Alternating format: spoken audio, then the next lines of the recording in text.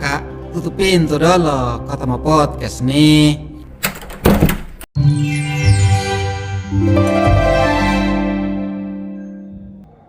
Selamat datang di podcast Pengadilan Agama Soe. Sobat Justice Seeker dimanapun berada, salam sehat untuk kita semuanya. Mudah-mudahan hari ini selalu bahagia. Jangan lupa untuk tetap tersenyum. Sobat Justice Seeker, pada edisi yang lalu kita telah membahas secara tuntas dan menghadirkan narasumber dari kantor pajak Soe yang telah mengajari kita bagaimana pajak itu, apa manfaatnya dan hasilnya seperti apa. Pada episode kali ini tamu kita, narasumber kita tidak jauh, bahkan lebih hebat dari narasumber sebelumnya. Sobat Justice Seeker, siapa tamu kita hari ini? Beliau adalah Ibu KMA. Assalamualaikum Ibu. Waalaikumsalam. Ahlan wa sahlan bi hudurik. Ibu KMA ini pastinya bukan Ketua Mahkamah Agung Sobat Justice Seeker. Ibu KMA ini adalah Ibu Kepala Madrasah Aliyah Al-Hikmah Soe. Bu, gimana kabarnya Bu? Alhamdulillah. Sehat Bu ya? Sehat. Sudah berapa tahun Bu memimpin di Madrasah Aliyah Al-Hikmah? Kurang lebih 3 tahun. 3 tahun Iya. memimpin Madrasah Al-Hikmah. Iya.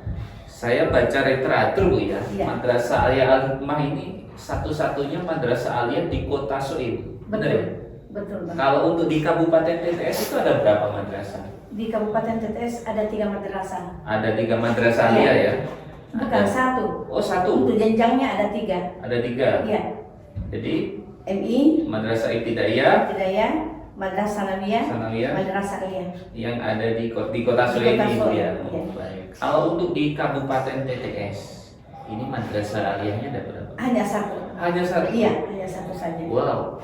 Kabupaten yang sangat luas untuk ukuran di TTS baru memiliki 1 madrasah aliyah dan itu masih swasta Bu ya? Insya Allah. Nah, Gus Yakut, Pak Jokowi minta tolong nih, 1 kabupaten baru memiliki 1 madrasah aliyah. Kalau bisa tambahlah Pak Presiden. Bila perlu yang ada ini kita negerikan dulu dalam rangka untuk memberikan pendidikan kepada warga muslim yang ada di Kabupaten Timur Tengah Selatan. Ibu, saya agak gemetar nih, tamunya ibu guru sekaligus kepala madrasah gitu. Biasanya tamu-tamu itu kepala atau ketua lembaga itu biasa lah gitu kan. Nah ini seperti saya flashback ke kurang lebih 15 tahun silam lah ketika saya duduk di bangku madrasah aliyah juga gitu kan. Nah ada 1 di kabupaten dengan 32 kecamatan ya, ada sekian ratus desa itu ya. Tentunya bebannya juga luar biasa Bu ya, apabila kalau misalkan siswanya banyak gitu kan. Hambatannya atau kendalanya apa sih Bu di madrasah aliyah yang Ibu pimpin ini? Iya. Secara hambatannya secara sarana prasarana barangkali ya. Sarana prasarana. Sarana prasarana. Kita itu masih di bawah standar. Tetapi modal dekat bahwa untuk memajukan suatu negara kita harus melakukan suatu kekuatan dan memberikan kenyamanan kepada anak-anak dalam pelayanan pendidikan.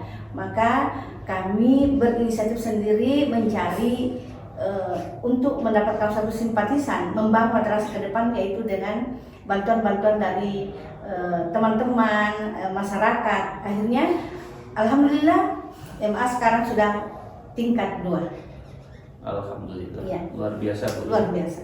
Jadi kalau boleh tahu nih Bu, nanti mudah-mudahan Pak Presiden atau Pak Menteri Agama, Mas Nadiem juga ini pendidikan nih Mas Nadiem. Kalau supporting Bu ya, dukungan dari pemerintah untuk penganggaran di madrasah aliyah itu gimana Bu? Karena kita adalah madrasah swasta, Ya. jadi tentu yayasan diberikan kepercayaan penuh untuk melayaninya, membenahi. Tetapi tidak menutup kemungkinan karena kami berprestasi, guru-gurunya berprestasi, kepala sekolahnya berprestasi, Maka kemarin dari Kementerian Agama Provinsi dan Dirjen KSKK memberikan bantuan sebanyak 150 juta. Dilakukan lagi berikutnya lagi afirmasi dana BOS dapat 100 juta, dan alhamdulillah kami sekarang ini dalam pembangunan MCK dengan tempat wudhu. Itu pun juga ada beberapa alat-alat IT yang kami beli, yaitu untuk mempersiapkan suatu ruangan IT untuk pembelajaran di madrasah ini, dan alhamdulillah sudah terbukti.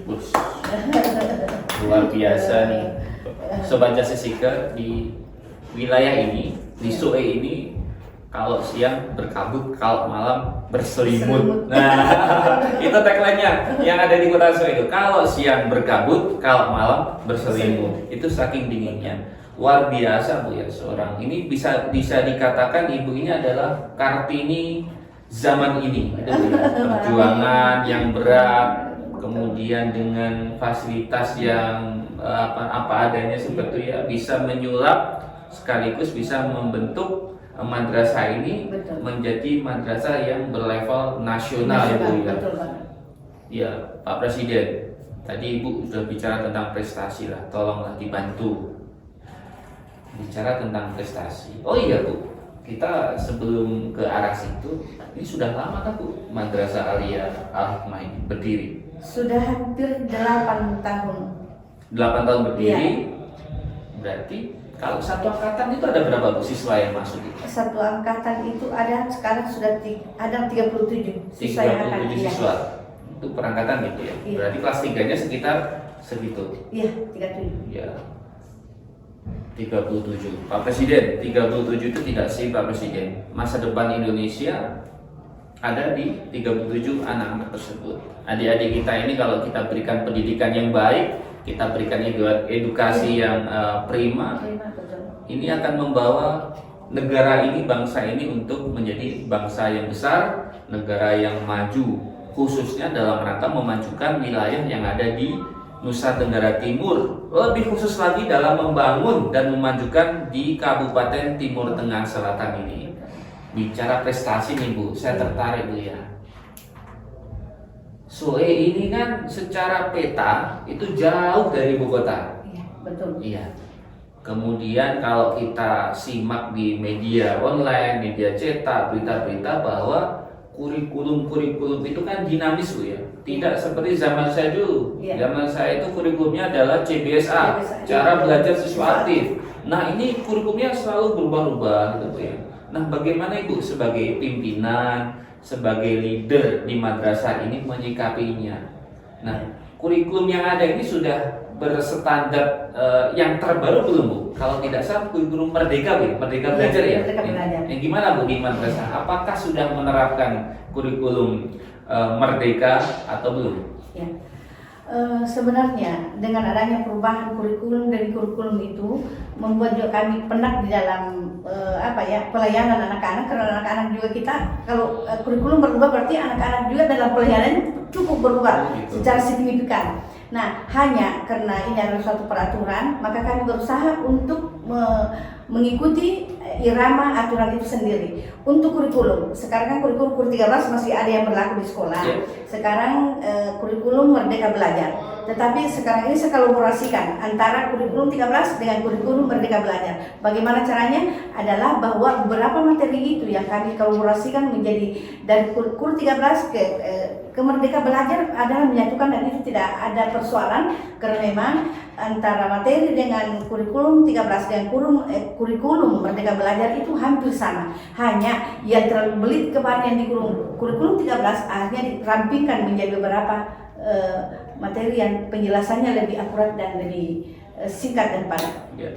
Saya mendengar Ibu Kepala itu sebenarnya tidak ada kesulitan Bu ya, hanya butuh adaptasi. Iya betul, gitu kan. adaptasi ya. Nah, barangkali harapan Ibu kaitannya dengan ada kurikulum baru itu khususnya untuk tenaga pendidik, apa yang Ibu harapkan dari Pak Menteri nih, dari Mas Nadiem sama Gus Yakut nih?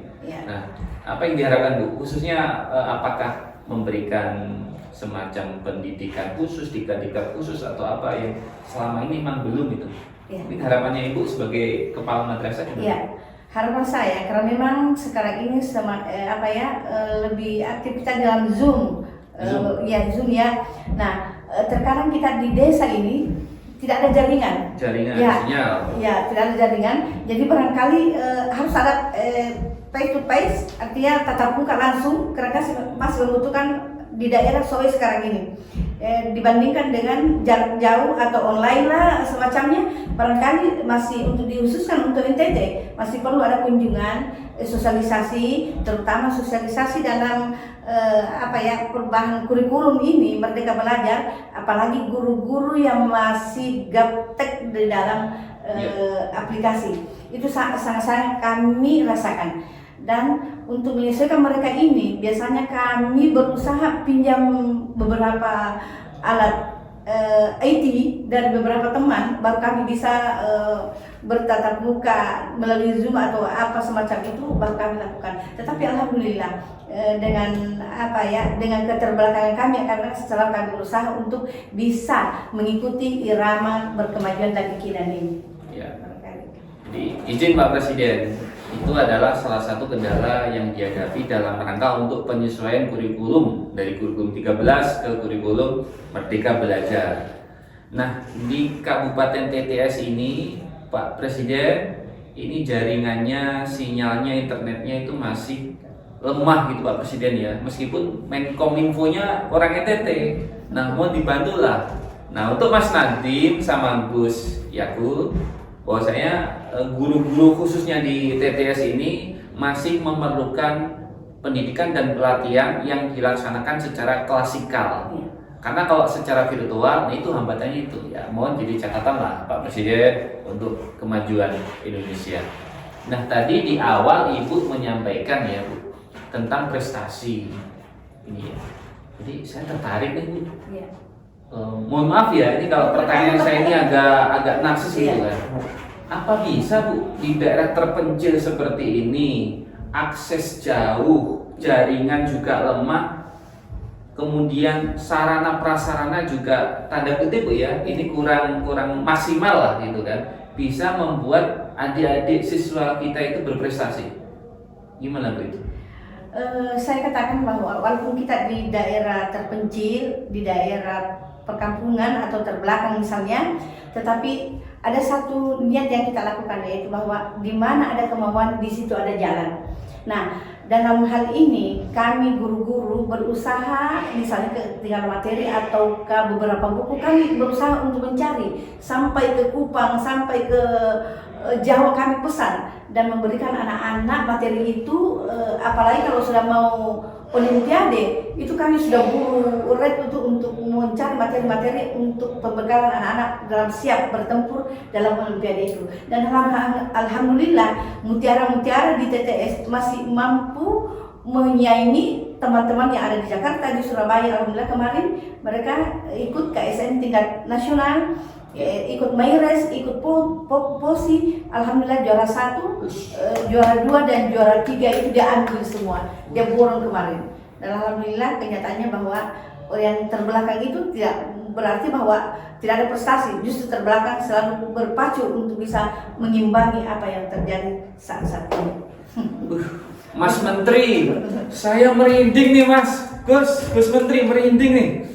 Yang disampaikan oleh Ibu Kepala Madrasah tadi, meskipun jauh, aksesnya jauh, jaringan susah, perjuangan untuk membawa anak didik untuk berprestasi luar biasa. Jangan jauh-jauh untuk mendefinisikan seorang Kartini. Beliau, Ibu Dr. Anda Musyawarah ini adalah masa kini yang berhasil menghadirkan adik-adik siswa madrasah meraih prestasi.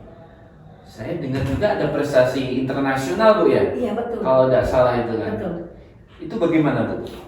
Di tingkat Asia kemarin. Tingkat Asia? Iya. Soe terpencil? Terpencil. Ikut kontestasi di Asia? Iya betul. Allah. Kami urutan ke-29 dalam materi pembelajaran biologi. Nomor 29 Iya, se-Asia. Se-Asia. Sekarang biologi. Mata pelajaran biologi. Asli Bu? Tidak. Bukan gimmick ini, asli. Iya, Asli berprestasi. Asli prestasi loh Pak. Pak Presiden. Oh, Pak Presiden inilah. Mutiara-mutiara dari selatan ini, dari Timur Tengah Selatan ini begitu luar biasa. Tidak hanya berprestasi di lingkup regional NTT, nasional, bahkan sudah tembus di prestasi tingkat Asia. Hadiahnya Pak Presiden. Mohonlah. Seperti itu Bu ya? Iya, betul. Nah kemudian kalau kita bicara alumni Bu ya, tadi sudah kita sampaikan dengan pola didik, kurikulum, kemudian guru-guru, kemudian keadaan siswa dan lain sebagainya. Nah untuk alumni ini bagaimana Bu? Apakah alumninya ini setelah madrasah aliyah sudah berumah tangga aja atau kerja, atau ada yang justru banyak yang melanjutkan pendidikan ke tahap tinggi? Masalah lanjut, dia lanjut semua Pak. Lanjut semua? Lanjut semua. Adapun yang tidak lanjut, kami mencari universitas yang bisa menjadikan mereka bebas biaya, terkhusus di Universitas Muhammadiyah. STAIN. Ya, STAIN itu dua yang menampung anak-anak kami sekarang ini yang tidak bisa ke Jawa atau kemana. Kedua bahwa alumni MA ada yang sudah jadi tentara di Angkatan Laut, Angkatan Darat, Malasa di kemarin diterima juga di bagian Brimob kalau tidak salah ini. Betul. Terus untuk di Malang, di Surabaya, UIN Surabaya diterima, Malang Surabaya diterima, di mana juga diterima, dari segala jurusan, Undana, Unhas, semua sekitar. Malahan kemarin ada alumni madrasah yang dari Saudi Arabia yang sejemput sendiri di bandara dengan titel LC. Alhamdulillah dia sudah datang, dan alhamdulillah mereka adalah anak timur asli dari Honobena. Itu pertama yang kami bawa kemarin, alhamdulillah. Ini pahlawan kita hari ini Pak Presiden. Ibu musyawarah ini, Bu Kepala Madrasah ini adalah Kartini hari ini. Tidak hanya mengajar, mendidik siswa-siswinya, tetapi juga memikirkan bagaimana siswa-siswi Madrasah Aliyah Al-Hikmah itu tidak hanya memiliki ijazah Madrasah Aliyah atau SMA, tetapi beliau sudah mengupayakan bagaimana siswa-siswa ini yang berprestasi untuk dapat terus melanjutkan tingkat pendidikan. Diusahakan bagaimana caranya Bu ya, meskipun itu pakai beasiswa dan lain sebagainya. Bahkan ada yang sekolah melanjutkan kuliahnya di Arab Saudi, luar biasa nih. Ini kita harus berbangga nih untuk ibu ini, luar biasa nih. Kalau ada 10 orang seperti ibu di negeri ini, saya yakin Indonesia akan cepat untuk maju itu. Nah, sekarang kita bicara tentang pengadilan agama Bu ya.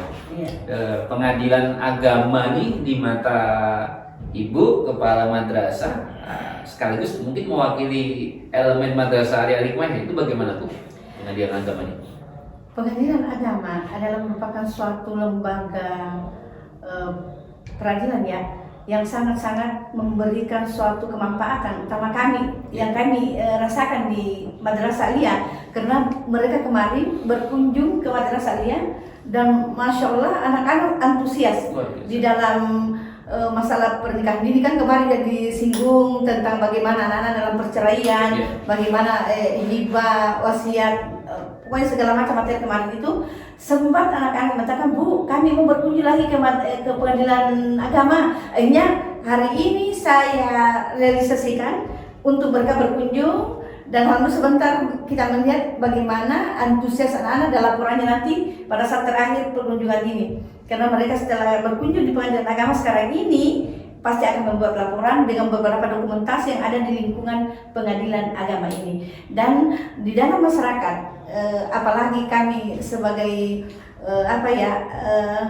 suku Bugis ini sangat mendapatkan kemanfaatan pengadilan agama di organisasi kami di IWSS, Ikatan Wanita Sulawesi Selatan. Itu biasa disebut-sebut bahwa dengan keberadaan pengadilan agama yang memberikan suatu infon tentang bagaimana pernikahan kayak bapaknya, terus tentang warisan, tentang wasiat, sangat-sangat mereka mendapatkan pengetahuannya dari pengadilan agama.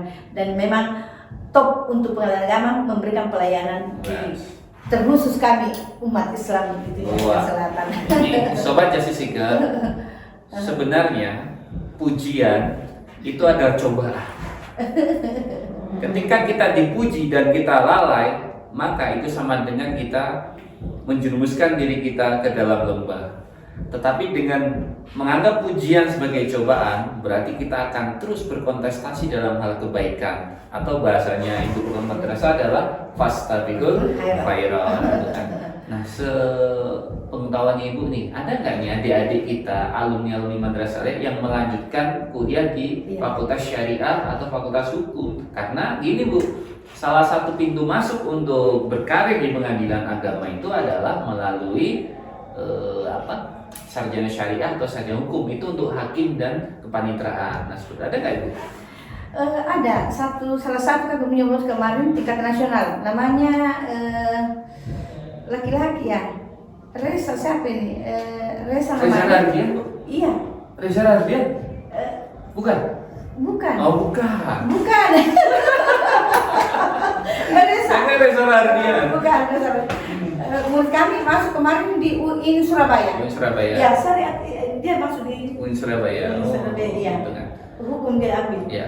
Ya. Jadi sebenarnya untuk berkarir di pengadilan itu tidak hanya adik-adik hukum aja, iya, betul. Misalkan sarjana ekonomi, sarjana komputer, betul. itu juga bisa. Iya. Jadi artinya itu nanti adik-adik kita yang di madrasah aliyah itu yang punya potensi di bidang IT, lanjutkan untuk kuliah di jurusan komunikasi atau teknik ya, teknik informasi. Atau adik-adik kita yang memahami tentang ilmu ekonomi, tertarik yang kajian ekonomi, itu bisa kok nanti berkarir di pengadilan agama.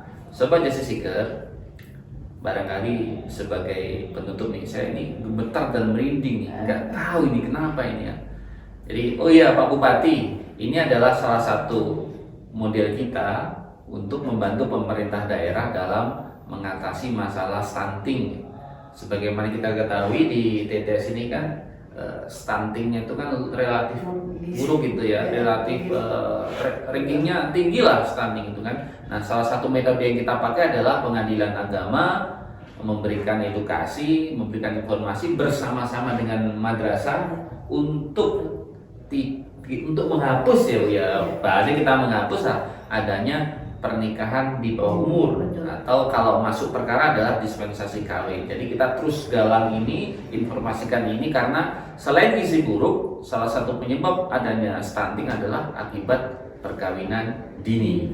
Nah, sebagai terakhir Bu, sebagai penutup nih, harapan Ibu Kepala Madrasah nih atas pengadilan agama, atau kontribusi apa lagi yang Ibu harapkan dengan adanya pengadilan agama ini, khususnya bagi madrasah dan adik-adik siswa kita?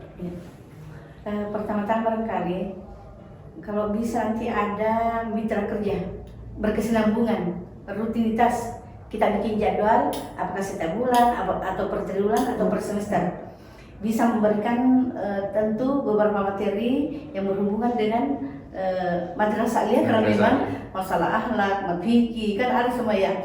Jadi dengan itu tidak, malahan jaringannya itu nyambung kalau di pengadilan agama. Satu, kedua adalah bahwa setelah kunjungan beberapa tenaga di sini ke pengadilan ke madrasah aliyah, tentu kami lagi pribadi ke sini, anak-anak berkunjung ke sini untuk melihat secara realita lagi pengamatannya di lingkungan pengadilan agama, baik dalam persidangan atau hukum atau beberapa materi yang diberikan nanti. Barangkali kami selalu bisa berkunjung ke sini untuk lebih mendalam lagi, memberikan pengertian, pemahaman anak semakin tertarik untuk bisa menjadi bahagia nanti daripada pengadilan agama ini. Baik, luar biasa nih. Terima kasih Ibu Kepala Madrasah Aliyah Al-Hikmah, Ibu Dr. Anda Musyawarah. Terima kasih atas hadirnya di sini. Mudah-mudahan podcast kita ini dapat memberikan kemanfaatan. Mudah-mudahan Pak Presiden, Mas Menteri, Gus Menteri juga dengar. Meskipun kita di tempat yang terjauh, di surga yang terkecil, tetapi mutiara itu akan tetap bersinar. Dan sebagai informasi Bu, 75% aparatur pengadilan agama itu adalah lulusan madrasah aliyah. Alhamdulillah.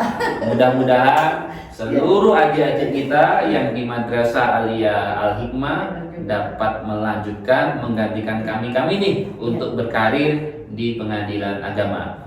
Sobat Justice Seeker dimanapun berada, demikian podcast kita hari ini dengan narasumber tidak hanya sebagai kepala madrasah, tetapi lebih dari itu. Ibu musyawarah ini adalah Kartini masa kini.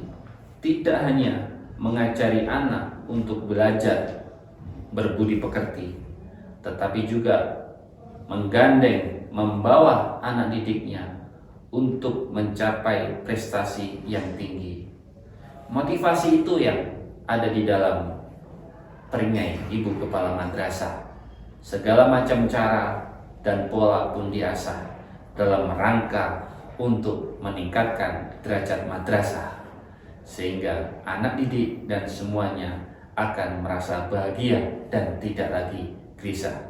Mudah-mudahan podcast ini dapat bermanfaat kepada kita semuanya. Terima kasih, sampai jumpa di podcast yang akan datang. Assalamualaikum warahmatullahi wabarakatuh. Pengadilan Agama SOE bergerak cepat melayani masyarakat.